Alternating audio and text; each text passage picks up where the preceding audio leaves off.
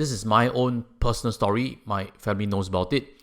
And that's why I'm minimizing specifics. I'll be going more about talking about general rules and what you need to take note of.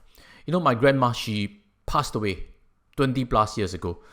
I have uncles, aunties, and my dad was chosen as the administrator of the estate. Administrator because she died without a will. My grandma was less educated, the olden days and stuff. So I think within the siblings, maybe my dad is a bit more qualified. That's why he was appointed as the administrator. If you die with a will, it's an executor. Later I'll explain more on pros and cons. So in terms of being the administrator, you are in charge of distributing the estate, or the money, or the jewelry, or the shares, property. You are the one in charge of selling and then separating out equally. So for my grandma, she didn't have a lot of assets, but there was one big piece, which is her house, a HDB flat. Just a small 3-room HDB flat. But as you know, HDB flats now are worth quite a bit of money, 300,000 easily.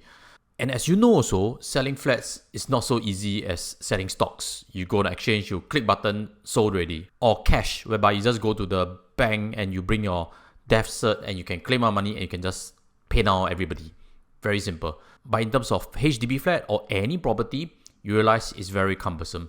But so far I haven't mentioned on something to divide out. I don't know if you've taken notice, and that's actually CPF money. CPF money is nominated, it's not within a will even if you have, so it's handled separately. That's why again, go and do your CPF nomination if you haven't done so.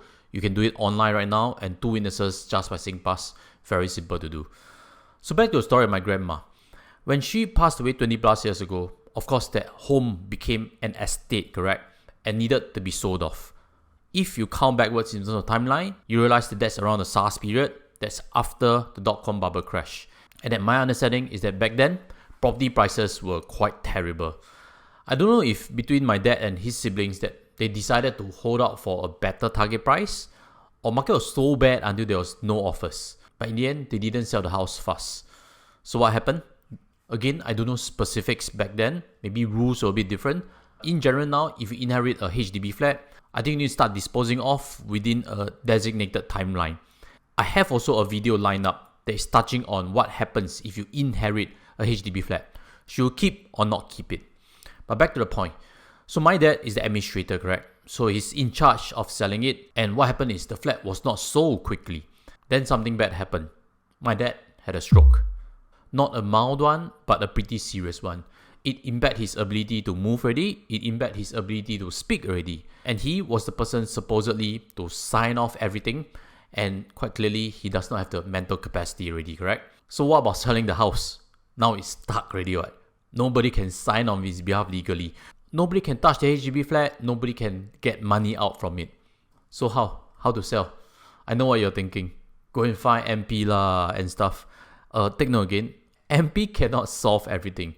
At most, they can point you in some direction. I'm pretty sure my family explored it before. But you still have to go through legal means, and that's why I'm explaining my journey. Before we get there also, that also explains why you need a LPA, lasting power of attorney.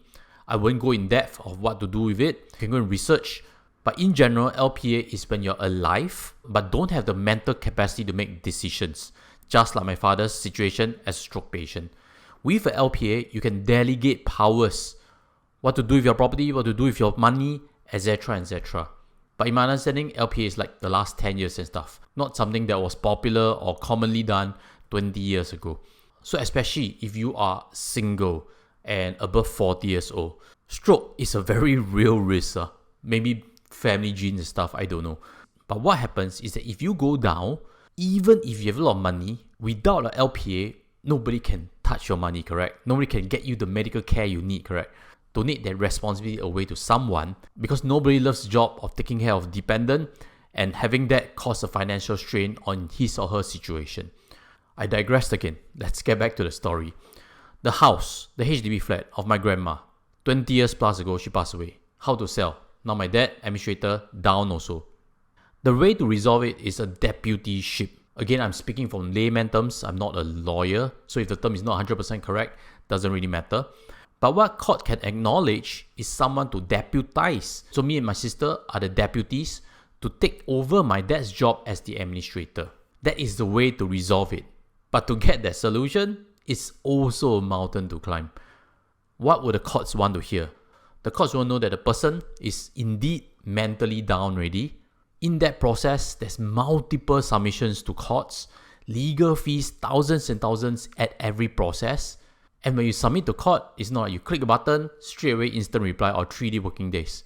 You take weeks for each process to clear. And we haven't even got to the worst part. Now my dad is down, we need someone to deputize, correct?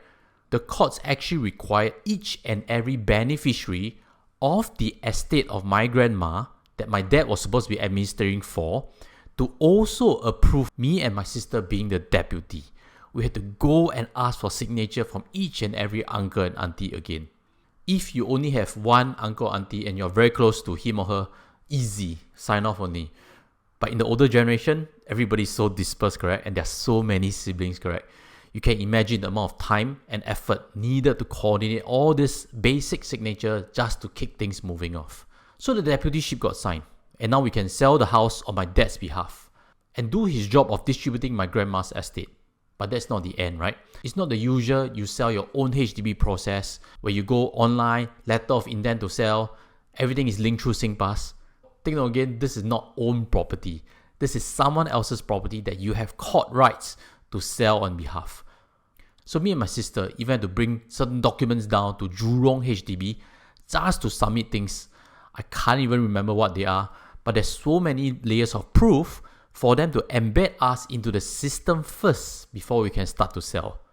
Again, if you're selling your own HDB flat, it's so much easier. And thankfully, this was the last major step. Of course, there were other small work to do. When you sell a HDB flat, firstly, you need to get your house cleared up, correct? You need to get town council in to clear everything. You need to touch up the flat and stage it so that you can get a buyer. For this case, because the house is so old, we also need to go and repair the windows because there were safety guidelines that failed already as HDB upgraded standards, and the HDB inspector didn't accept the old window and we had to change that.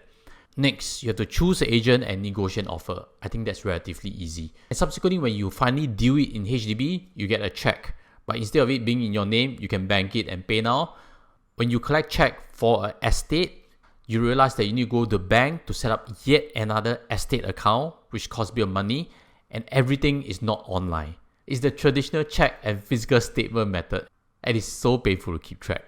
So in total, we walked this journey of selling my grandma's flat on my behalf of my dad, and it took us 4 years. 4 years to sell a flat. That's why I have learning points for you today. The first is do a will and do it properly. Will again appoints someone who is the executor, which means you can choose who you want and it's going to be a lot faster. Again, who you choose, I think from this experience, says a few things. You must choose someone you can trust, but I also think you should choose someone who is respected enough to be able to communicate all these thorny issues. So who you choose to be your executor, choose it very wisely. The second is that if you can, pay the executor a token amount. Don't expect a person to do for free because we took 4 years. Most cases won't be so long. But again, set aside an amount to pay your executor because that's what I think is fair and that's what I've done also in my own will. The third is to openly communicate to your executor and your beneficiaries also what you have inside your will. We are not like the old days where the will is a secret. Ta-da, death bed already open up. Oh, 10%, 20%, 30%. Don't do it that way. Warren Buffett recommends let your adult children read your will before you sign it. Let them understand the logic and the responsibilities. Open communication reduces friction. The fourth is that if you're the executor or the administrator, like my dad's case, do your job fast. Because if you drag, you never know what would happen.